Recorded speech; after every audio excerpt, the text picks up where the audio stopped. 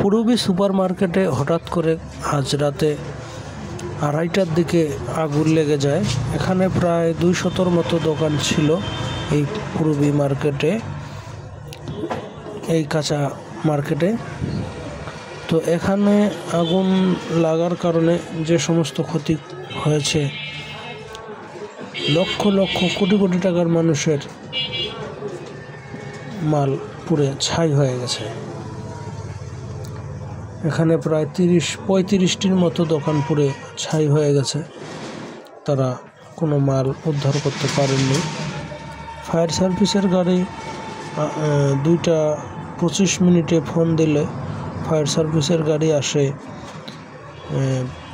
20 থেকে 25 মিনিটের মধ্যে আসে ফায়ার সার্ভিস। কিন্তু ফায়ার সার্ভিসের গাড়ি এই পূরবী মার্কেট থেকে ফায়ার সার্ভিস মূলত হাফ কিলো রাস্তা, এতটুকু রাস্তা। যাই হোক, তো এখানে সব কিছু পুড়ে ছাই হয়ে গেছে। তো মানুষ কোনো কিছুই সরাতে পারেননি।